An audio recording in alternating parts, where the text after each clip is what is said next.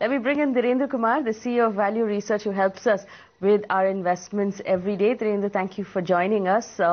We have a viewer query today. I'm going to start with a query. 50-year-old has written in. He wants to invest 10,000 rupees a month for the next 10 years. He wants you to suggest a safe mutual fund where he can get maximum returns. Now, he reminds us that he's already investing in the PPF and he has his PF deduction going out of his salary every month. And the reason why I'm leading with this question is because so many of our viewers have that PF deduction, which is a compulsory contribution.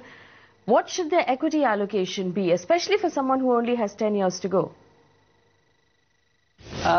My understanding is that, when you have more than 20 years, you should be as much into equity. And as you get, closer to your retirement, you should start putting a part of it.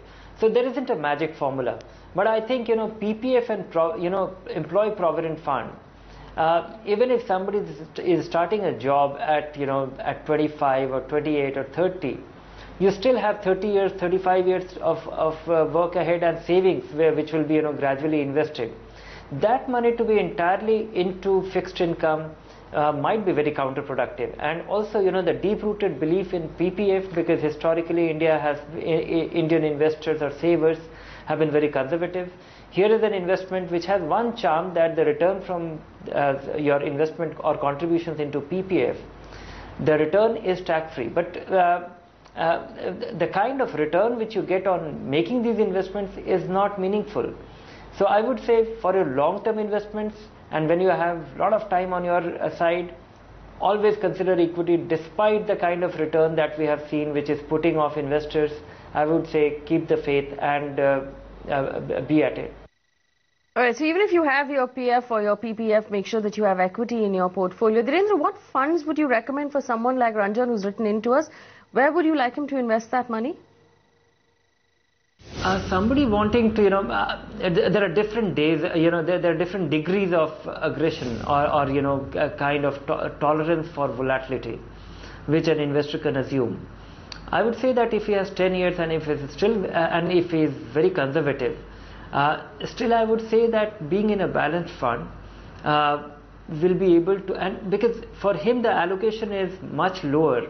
Even in a balanced fund, when he has 30% allocation to fixed income, his PPF if his PPF accumulation is substantial so far, that will make it more conservative. So he should look at the whole allocation holistically and be with a balanced fund if you have 8, 10 years, 12 years time ahead. If you have more than that, then to consider our growth portfolio or aggressive growth portfolio. Alright, so if you only have 10 years to go, use a balanced fund. And Dhirendra, for viewers like Ranjan with only 10 years time horizon, how important is it to use an SIP and not attempt to time the market with their mutual fund investments? I would say that, whether it be Ranjan who is investing for 10 years or anybody else who is investing for 30 years, SIP is crucial in equity because, and for no other reason, but it helps you stay the course.